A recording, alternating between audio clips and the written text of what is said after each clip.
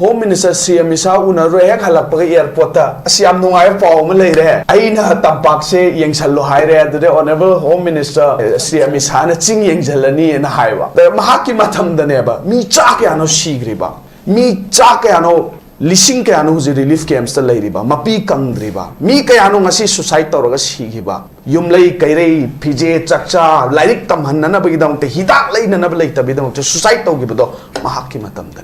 matam da ne ba linthoi ngambi hemen jin mang gi ba phang da ba masi da ne ba Manipur praja miyam na ngasi su kappi se kari gi damak ta nupa thok na ngapi ram da bano hai bu du ne ba thoina masi matang da dei makata na ai comment tau jaroi ge tau ba tabu haujiki government si da su haujik popular government haina popular hai ri da na haujiki popular government so khoi we are observing, the people are observing kari no observe tau ri se प्रजा के sentiment की वांग मद चलक तारगदि प्रजा मियाम इहो हौगनी अब आइगी leader की मायोग तंगांगे न थोमजन गदब दुदि नियम नत्ते अब प्रजा की सेंटिमेंट खंगना मणिपुर की सेंटिमेंट खंगना चटपियो हाइबदुनि बायस होइना खोइ ngang political party mo ina khoi choron ngang busu nate we are for Manipur akhoina Manipur praja miyam gi ne khoina ngang doise huzik laidiba MP ani se Congress party gi lairi se Congress party ki workers khakdana thadar ga ka gi banate hope amada Manipur se aphaba direction amada purakna bagi hope amada atopa party da laibo ra ga su atopa party ki leaders mayam yauna koi pau shooting go yauna hotna bigra ga ngasi parliament ta khoina thari bane aba tawbata masimana vote pira ka mana vote pira ka bane hena koi comment tawbudi ai di tawhaning de Madhu तौरक पतारगदी BJP की हुजिक cookie की लैरिबा MLA तराजिद BJP MLA क्या no Congress party की MLA याउब्रो Congress party क्या कागे चिंग the Congress party की MLA क्या लैगे नागाद लैब्रा cookie the लैब्रा cookie the लैरिबा से BJP की मैक्सिमम बीजेपी की MLA ngakta natro sidadi kari comment tham dawri khoi Shri Alfred ती अदुना थारक्का श्री अल्फ्रेड पु मोय खक्तन थादरा काब्रने लगा में हम थादई ना श्री अल्फ्रेड तंपा की केंद्र निपान लैरिबा ngasai khoi paung satin thambigiba mayam na thadara kabani na sibu jati ma khakna thadara ga Shri Alfred का gibrane jati ma khakna thadara ga Shri Bimol का gibrane sumaina sigi thak de ai di thoina comment pining de ba aduna Manipur gi ai fanana bagi damakta praja miyam na laur be kholau CSO sing na laur be kholau Pukchil sing na lauri bu kholau mayam se paliba Sri Khemchana luching ba government sina tabi bam thoi tabi gani haina so thajai tabi bagi matung ina praja miyam se tangdu leita ba Manipur oi gadabane aba adu bu tarak tabi da hanagi hamu mamangi sarkar PR matam gi mamangi sarkar do na chatharam ba poram du da dum chathaba taragadi madugi effect so dum lakani aba adu chathaba gi mami khar su dum uri aba Sindoi se mi du khakta ne ba chalairi ba da chalairi ba kaino remote pairi du de dum manari bri na hojik se hanagi leiraga su handak ki leiraga su adum iman da manai da hanagi su kaisu tawba ngamde handak ki ju kaisu tawba ngamoi hena mayam na comment thamba se masimakti Sri Khemchana pairi ba Sri Khemchana lusing ba government si de di thokaning de hena Congress amo oi ba taraga su praja amo oi na di comment sumaina thamhaninge adalo chalakpada kari gumbam tagi nate ko personal gi atu gi nate ai khoi gi MP leiriba ani amasung leiriba Congress party gi MLA manga they are for the people of Manipur aduna anybody concrete oiba suggestion like pak sibu kannana be damakta pirak pa suggestion da Congress party na lawgani madu kholau lawgani miyam go loina na chatkani adanga sai mayam na pabung da haibado BJP ge do X ki machum adu do haibado madu thok pabung ne atop top party gi program ju chale khoi Congress ki du no invite choi da torok pa gi tanja su lak pa ya na khale adu do su la ga de dum neutralize to grani na khale mayam gi wakhalon se ai di pabung tom cha di CPI gi du su chali BJP gi du su ai khare he na chali ko wangang bada khare he na sum BJP Congress sum chai ba hen gi du da pong tom chai Congress chai ba hen khare hen gi du da BJP की मीने ना मैं आमदा खन बोयरम भी आया बा अदो कांग्रेस ने सो invite तरफ पद पाबुंग ने हेक ला आबा मधु मैं आमदा लोई महु मैं आई जे कमगा पाबुंग की सोशल मीडिया के कमेंट से येंगसु येंगमोय पाबुंग न खंगे अदो मसी हंदगदरा है ना आई दिखाले स्वाइद सुम तौरगा मियाम दा इन हाइनिंग बसे let us work together pulap pun akoi chatminasi concrete oiba decision go loinana manipur ja chumba mayon da punana bidam ta khoi mam hotna minas yamna singtha ningai oiba dumba amadi top pa mikhal ni haiba tare adudagi ruling party gi akanba mogi formation ama leina मियाम की थाजब से मरम ओरगा opposition party MLA मंगाख लेबा party अमगी candidate अमा ओजांग ओमचा Bimol Akoijam in parliamentary constituency की ओइना अमदी आउटर की ओइना श्री अल्फ्रेड MP सीट अनी लेबदा अनी मंगमाई पाक पाहे से मसी इट इज हिस्टोरिक चैलेंजिंग यामना ओइबा हाय तारे यामना थेंगनगिबा मदुदा एज अ पार्टी वॉकर मोइना खोइना थेंगनगिबा अदे मियामना उत्पीगिबा सोजोक सिंथानिंगाइने मणिपुर मियामबु कांग्रेस पार्टी नसु अचौबलमन म तोनसनजरे हैना खोइना मदु खंजबग लोइनना खोइगे MP ओइरिबा ओजांग ओमचा बिमोल कोइजमना सुंगसी पार्लियामेंट ता ngasi बाउदा थमग्रिबा वाफम सिंगसे मचा खाइना opposition के MP मोइना थम्बिरीबा सिंगसिदा लेपाक मियाम की इहुल अदुगा लोइनना थमगिबने मसी मियाम ने एप्रिशिएट तवे मणिपुर की इच एंड एवरी कॉर्नर द लेरिबा आउटर की प्रजा सिंह बु ओइसनु मखोइनसु अखोइ की MP अमु ओइना अखोइना श्री अंगोमचा बिमोल कोइजम फंगजबसे हैना लाइबक फबनी हैना मैम ने एप्रिशिएट तौबसे अखोइ दुम तारग लेरब पोटने ngasi bauda ojana thamgiba comment sing point sing parliament ta hangiba wahang boiro parliament ta puthokiba khuding makse prajami amgi phummaga thamamba ithildo phummaga thamamba hangningamba launingamba mayam do ngasi ganatantra gi senglaba laisangni hairiba parliament maduda MP chungagi mathakta phambiba mafam maduda Manipur दगी Arang थवान मिचाग मुगुन लाव की vibe से मसी मणिपुर मियाम न थाजब लोइना PB की सहयोग ने मसे कोइना तराई तराई लौब याब नते मणिपुर मियाम की थाजन piggy सहयोग तुना मरम ओरगनी प्रजा मियाम की थाजब मांगहंदना ngasi बाउदा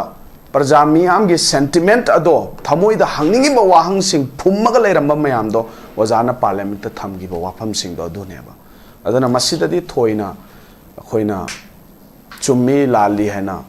थोइना कइनो तौबै मथौ तादब्रा हैना खली मरमदि मसीदि पब्लिक डोमेन द लेरबनी the public are supporting the public are appreciating मसीदा दुम इटसेल्फ आंसर फंगबनी दैट अखोइगी मिहुत अमोइना ओजांग ओमचा बिमोल कोइजम थागलुबसे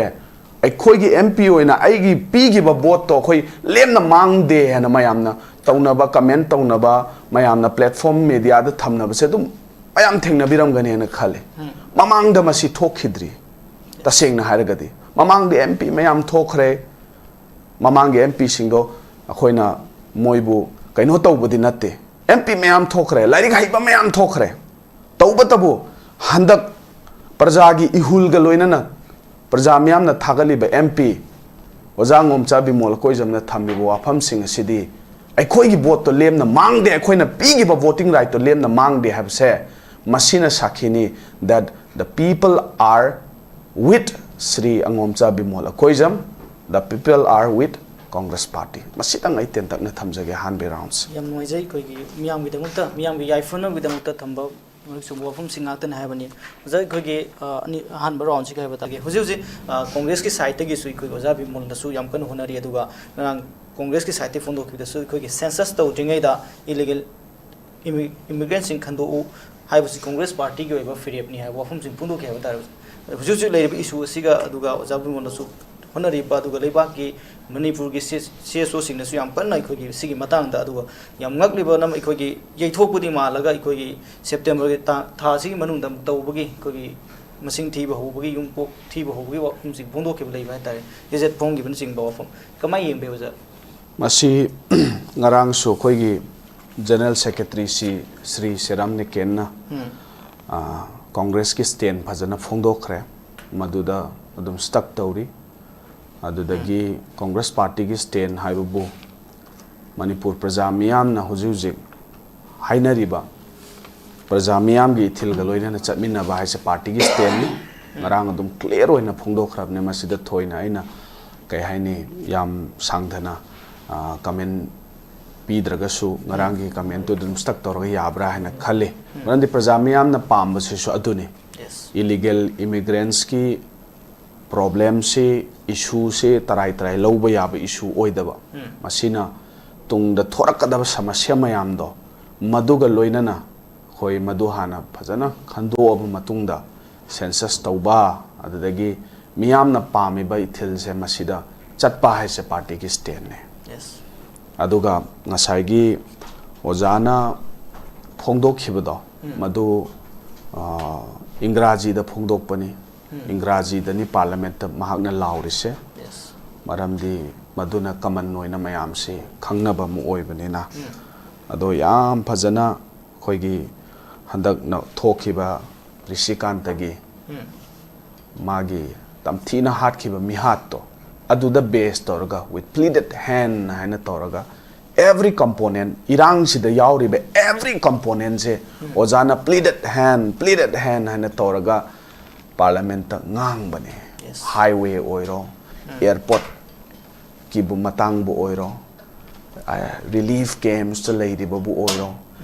ꯍꯥꯠꯇꯣꯛꯄꯤꯈ꯭ꯔꯕ ꯃꯌꯥꯝꯒꯤꯕꯨ ꯑꯣꯏꯔꯣ ꯈꯨꯠꯂꯥꯏ ꯄꯥꯏꯕꯒꯤꯕꯨ ꯑꯣꯏꯔꯣ every componentꯁꯦ ꯑꯣꯖꯥꯅ ꯀ꯭ꯂꯤꯌꯔ ꯑꯣꯏꯅ ꯃꯗꯨꯗ ꯊꯝꯕꯅꯦ ꯑꯗꯨꯅ ꯁꯤꯗꯤ ꯊꯣꯏꯅ ꯑꯩꯅ ꯑꯦꯂꯥꯕꯣꯔꯦꯠ ꯇꯧꯗ꯭ꯔꯒꯁꯨ ꯄꯕ꯭ꯂꯤꯛ ꯗꯣꯃꯦꯟꯗ ꯂꯩꯔꯕꯅꯤ ꯍꯥꯏꯅ ꯑꯩ ꯍꯟꯖꯟ ꯍꯟꯖꯟ ꯍꯥꯏꯖꯔꯤꯁꯤꯅꯤ ꯑꯗꯨꯒ ꯍꯣꯏ ꯃꯤ ꯍꯥꯏꯁꯦ ꯃꯄꯨꯡ ꯐꯥꯕ ꯀꯅꯥꯝ ꯂꯩꯇꯦ ꯆꯤꯐ ꯃꯤꯅꯤꯁꯇꯔ ꯑꯣꯏꯁꯅꯨ ꯄ꯭ꯔꯦꯁꯤꯗꯦꯟ ꯑꯣꯏꯁꯅꯨ ꯄ꯭ꯔꯥꯏꯝ ꯃꯤꯅꯤꯁꯇꯔ ꯑꯣꯏꯁꯅꯨ ꯏꯚꯟ MP ꯑꯣꯏꯁꯅꯨ ꯃꯄꯨꯡ ꯐꯥꯕ ꯀꯅꯥꯝ ꯂꯩꯇꯦ ꯁꯖꯦꯁꯟ ꯄꯤꯕ ꯍꯥꯏꯕꯁꯤꯗꯤ ꯑꯩꯈꯣꯏꯒꯤ ꯔꯤꯄ꯭ꯔꯖꯦꯟꯇꯦꯇꯤꯚ ꯑꯃꯗ ꯁꯖꯦꯁꯟ ꯄꯤꯕ ꯍꯥꯏꯕꯁꯤꯗꯤ ꯑꯩꯈꯣꯏꯒꯤ ꯊꯧꯗꯥꯡꯅꯤ ꯄꯤꯐꯝ ꯊꯣꯛꯏ ꯑꯗꯨꯒ ꯑꯩꯈꯣꯏꯒꯤ ꯃꯤꯍꯨꯠꯅꯁꯨ ꯑꯐꯕ ꯀꯣꯟꯀ꯭ꯔꯤꯠ ꯑꯣꯏꯕ ꯄꯣꯖꯤꯇꯤꯚ ꯁꯖꯦꯁꯟ ꯂꯧꯐꯝꯁꯨ ꯊꯣꯛꯏ ꯂꯧꯗꯨꯅꯁꯨ ꯂꯥꯛꯏ ꯉꯁꯥꯏ ꯑꯩꯈꯣꯏ ꯄꯥꯕꯨꯡꯅ ꯃꯤꯡ ꯑꯣꯏꯅ ꯍꯪꯒꯠꯆꯔꯕ ꯄꯥꯕꯨꯡ ꯁꯣꯇꯤꯟꯅ ꯊꯝꯕꯤꯈꯤꯕꯗꯣ ꯌꯥꯝꯅ ꯀ꯭ꯂꯤꯌꯔ ꯑꯣꯏꯕ ꯀꯩꯅꯣꯅꯤ ꯁꯖꯦꯁꯟ ꯌꯥꯝ ꯐꯖꯩ ꯑꯗ ꯄꯥꯕꯨꯡ ꯈꯣꯏꯒꯤ ꯑꯆꯧꯕ ꯃꯇꯦꯡꯅ ꯁꯨꯅꯤ ꯉꯁꯤ ꯑꯣꯖꯥ ꯕꯤꯃꯣꯜ ꯄꯥꯔꯂꯤꯌꯥꯃꯦꯟꯠꯇ ꯉꯁꯤ ꯑꯩꯈꯣꯏꯒꯤ ꯃꯤꯍꯨꯠ ꯑꯣꯏꯅ ꯆꯠꯂꯤꯕꯁꯦ ꯄꯥꯕꯨꯡꯅ ꯊꯝꯕꯤꯔꯤꯕ ꯁꯖꯦꯁꯟꯗꯣ ꯑꯣꯖꯥꯅ ꯁꯨꯡꯁꯣꯏ ꯁꯣꯏꯗꯅ ꯇꯥꯒꯅꯤ ꯃꯔꯝꯗꯤ ꯇꯥꯅꯅꯕꯒꯤꯗꯃꯛꯇ ꯂꯩꯔꯤꯅꯤ ꯄꯥꯕꯨꯡ ꯇꯣꯝꯆꯥꯅꯁꯨ ꯍꯧꯖꯤꯛ ꯊꯝꯕꯤꯔꯦ ꯂꯦꯃꯦꯟ ꯑꯃ ꯑꯣꯏꯅ ꯅꯠꯇ꯭ꯔꯒ ꯄ꯭ꯔꯖꯥ ꯑꯃ ꯅꯥꯒꯔꯤꯛ ꯑꯃ ꯑꯣꯏꯅ ꯄꯤꯐꯝ ꯊꯣꯛꯄ ꯁꯖꯦꯁꯟ ꯄꯤꯔꯛꯄ ꯂꯧꯒꯅꯤ ꯇꯧꯕꯇꯕꯨ ꯌꯥꯝ ꯀꯥ ꯍꯦꯟꯅ ꯐꯖꯗꯕ ꯃꯑꯣꯡꯗ ꯑꯩꯈꯣꯏꯒꯤ ꯏꯂꯦꯛꯇꯦꯠ ꯃꯤꯌꯥꯝꯅ ꯈꯟꯒꯔꯕ ꯔꯤꯄ꯭ꯔꯖꯦꯟꯇꯦꯇꯤꯚ ꯑꯃꯗ ꯄꯔꯁꯅꯦꯜ ꯇꯥꯅ ꯋꯥ ꯉꯥꯡꯕ ꯃꯗු ꯐꯖꯗꯦ ꯍꯥꯏꯅ ꯃꯤꯅ ꯔꯤꯌꯦꯛ ꯇꯧꯅꯕꯒꯤ ꯋꯥꯔꯤꯅꯤ ꯀꯃꯦꯟꯇꯀꯣ ꯑꯗꯣ ꯑꯩꯈꯣꯏꯅꯁꯨ ꯑꯗꯨꯝ ꯀꯃꯦꯟꯇꯨꯗ ꯈꯨꯝꯃꯦꯕ ꯑꯗꯨ ꯑꯗꯨꯃꯥꯏꯅ ꯍꯥꯏꯒꯅꯨ ꯈꯣꯠꯀꯅꯨ ꯍꯥꯏꯕꯗꯤ ꯃꯤꯁꯤꯡꯗꯨꯗ ꯑꯗꯨ ꯅꯨꯡꯉꯥꯏꯇꯦ ꯍꯥꯏꯅꯀꯣ ꯑꯗꯣ ꯄꯥꯕꯨꯡꯒꯤ ꯅꯍꯥꯟ ꯄꯤꯈꯤꯕ ꯃꯐꯝꯁꯤꯃꯛꯇꯗ ꯄꯤꯈꯤꯕ ꯀꯃꯦꯟꯇꯨꯗ ꯃꯌꯥꯝꯅ ꯔꯤꯌꯦꯛ ꯇꯧꯋꯦ ꯑꯩꯈꯣꯏꯗꯤ ꯇꯧꯗꯦ ꯇꯧꯕꯗꯤ ꯃꯌꯥꯝꯅ ꯀꯃꯦꯟꯇ ꯄꯤꯌꯦꯕ ꯅꯪ ꯑꯗꯨ ꯇꯧꯔꯕ꯭रा ꯃꯌꯥꯝꯅ ꯑꯗꯨꯝ ꯍꯥꯏꯅꯩ ꯅꯨꯡꯉꯥꯏꯇꯦ ꯍꯥꯏꯇ ꯍꯥꯏꯍꯟꯅꯤꯡꯗꯦ ꯃꯔꯝꯗꯤ ꯄꯥꯕꯨꯡꯒꯨꯝꯕ ꯁꯛꯅꯥꯏꯔꯕ ꯂꯔꯅꯦꯠ ꯑꯃ ꯍꯥꯏꯇꯥꯔꯦ ꯃꯌꯥꯝꯅ ꯃꯁꯛ ꯃꯃꯤꯡ ꯈꯪꯅꯕ ꯌꯥꯝꯅ ꯗꯦꯀꯣꯔꯦꯇꯦꯠ ꯑꯣꯏꯕ ꯂꯔꯅꯦꯠ ꯑꯃꯗ TV ꯗꯤꯁꯀꯁꯟ ꯑꯃꯗ ꯋꯥꯍꯩ खितंग कलपना ngangi haina comment pibadu nuaiteba nang BJP gi agent la BJP gi machum gam saru re wari ni ko mathangi MP dadi BJP gi ticket soidana pihallani gaina pabung je hek haibi eba mayamna adudagi BJP gi function tawbadana hek mamang tharaga pham lerami gaina comment da mayamna tawba haitare adu aina tawhaningdeba mayam duda nuaijada haitare macha moina khoina ko ade pabungna ngahaktangi emotion duda ओजा बिमोल दुदे हेना nganghanningबगी हाइदोखिबनेबा नंग English क्याम खंगदना MP बिमोलना माना concrete ओइबा ngasi wo ngangde क्याम करिनो मा ngangi सेरान तुरान ngangi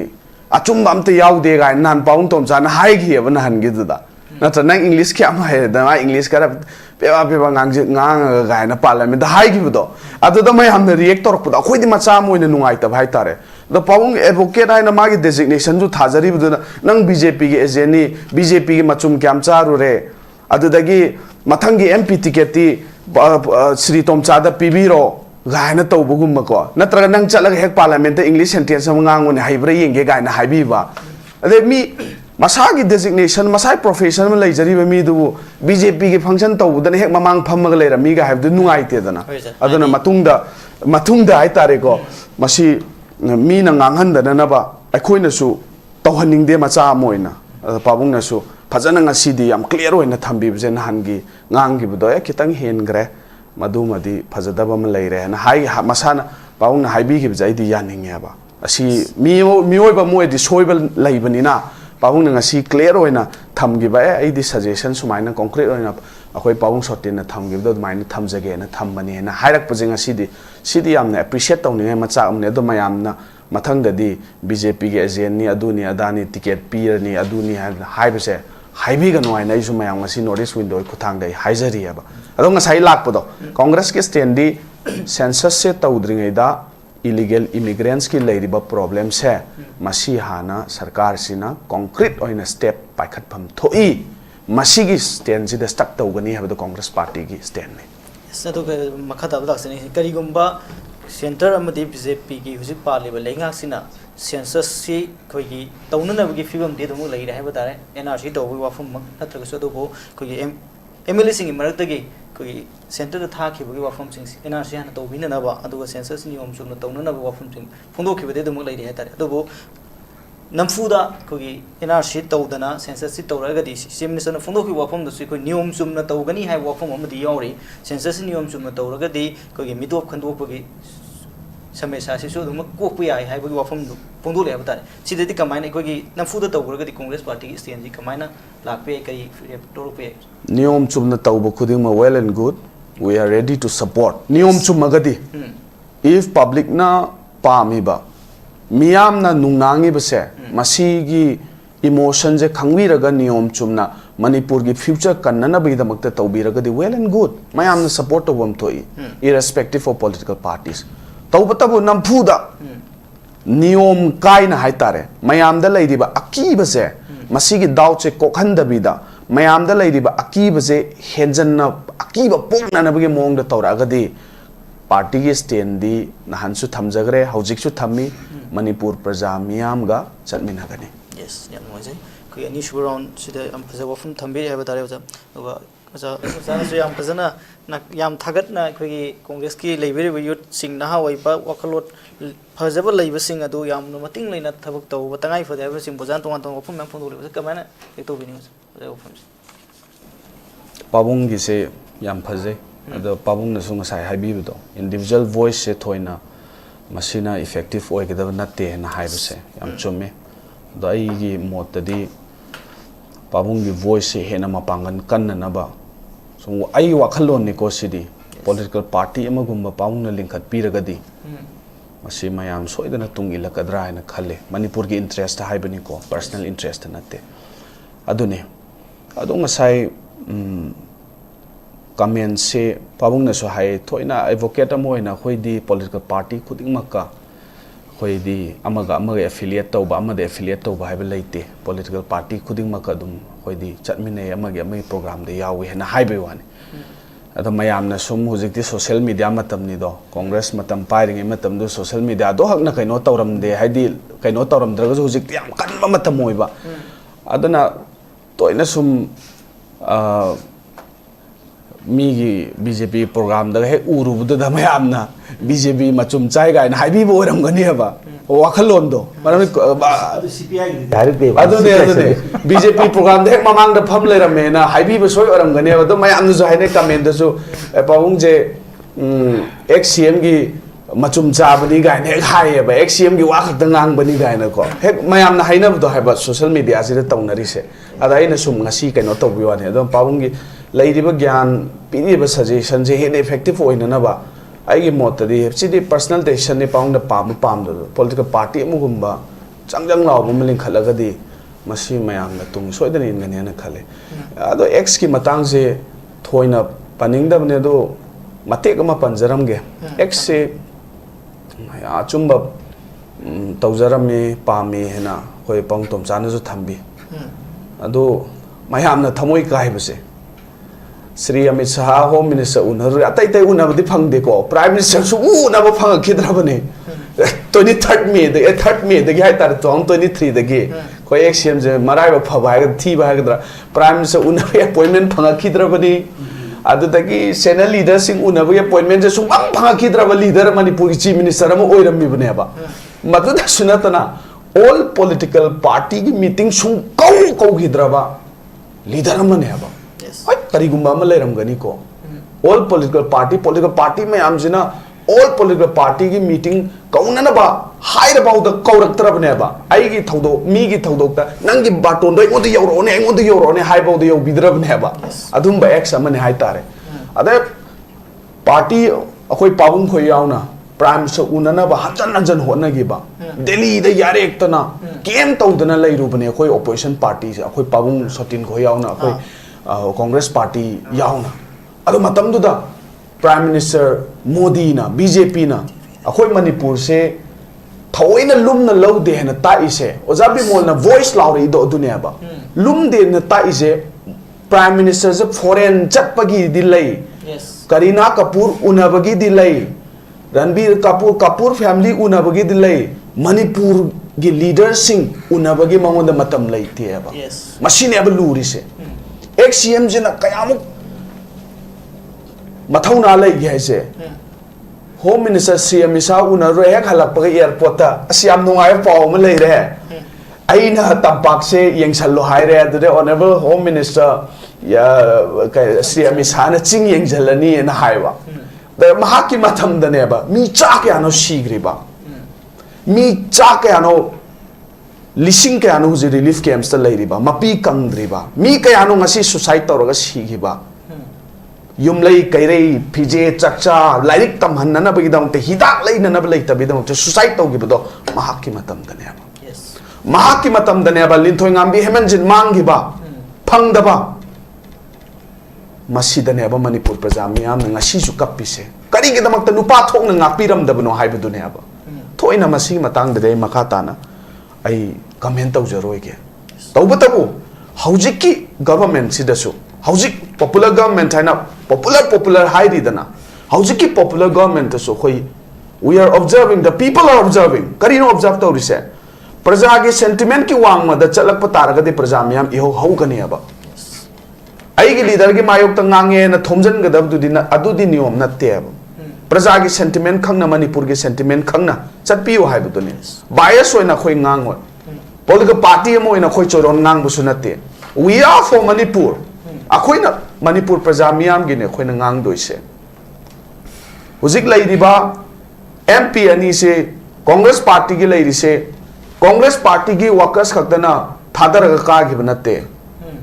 hope amada Manipur se afaba direction amada purakna bagi hope amada atopa party da laibo raga su atopa party ki leaders mayam yauna koi paung sotin khoi yauna hotna bigraga ngasi parliament ta khoina thari bane ba tawbata masimana vote pira ka mana vote pira ka bane hena khoi comment tawbudi aidi tawhaning de madu tawrak pataraga di BJP gi hujik kuki gi lairiba MLA tarazi da BJP MLA kyano Congress party ki MLA yaw bro Congress party kya kage ching da Congress party ki MLA kya laige naga da laibra kuki da laibra kuki da lairi base BJP gi maximum BJP gi MLA ngak na tro sida de kari comment tham dawri khoi Sri Alfred ti aduna tharaka Sri Alfred po moi khakta na thadara ka bra ne naga me am thadai na Sri Alfred tampaki kendra nipan lairi bang sai khoi paung satin thambi gi ba mayam na thadara ka bani na sibu jati ma khakna thadaraga Sri Alfred ka gi brane jati ma khakna thadaraga Sri Bimol ka gi brane sumaina sigi thak de ai di thoina comment pining de ba aduna Manipur gi ai fanana bagi damakta praja miyam na laur be kholau CSO sing na laur be kholau pukchil sing na laur be kholau mayam se पालिबा श्री खेमचाना लुचिंग government सिना ताबीबम थोई ताबीगनी हाइनसु थाजै ताबीबगी मतुंगिना प्रजा मियाम से तंगदु लेताबा मणिपुर ओइगदबनेबा अदुबु तारक्तबिदा हानगे हमु हमु ममांगी सरकार पीआर मतमगी ममांगी सरकार दुना चथरंब पोरम दुदा दुम चथब तारगदी मदुगी इफेक्ट सु दुम लाकनीबा अदु चथबगी ममी खरसु दुम उरीबा सिंदोई से मी दु खक्तनेबा चलाइरीबा कइनो रिमोट पाइरी दुदि दुम मानरीबदिना हुजिकसे हानगी लेरगसु हंदकी लेरगसु अदुम इमानदा मानैदा हानगिसु कैसु तौब ngamde हंदकीजु कैसु तौब ngamoi हैना मयामना कमेंट थंबसे मसिमक्ति श्री खेमचाना पाइरिबा श्री खेमचाना लुसिंगबा गवर्नमेंट सिदे आइदि थोकनिंगदे हैना कांग्रेस अमो ओइबा तारगसु प्रजा अमो ओइना आइदि कमेंट सुमाइना थमहनिंगे अदा लोइसलकपदा करिगुम्बामतगी नते को पर्सनल गी अदुगी नते अखोइगी एमपी लैरिबा अनि अमसुंग लैरिबा कांग्रेस पार्टी की एमएलए मंगा they are for the people of Manipur aduna anybody concrete oiba suggestion like pak sibu kannana be damakta pirak pa suggestion da Congress party na lawgani madu kholaw lawgani miyam goloina na chatkani adanga sai mayam na pabung da haibado BJP ge do x ki machum adu do haibado madu thok pabung atop topa party gi program ju chale hoi Congress ki dusu no invite soida torok gi tanja su lak pe ya na khale adu do su la ga de dum neutralize to rani na khale mayam gi wakhalon se aidi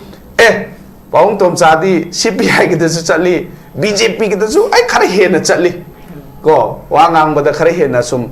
BJP Congress sum chaiba hen gi du da pabung tom chai Congress chaiba hen khare hen gi du da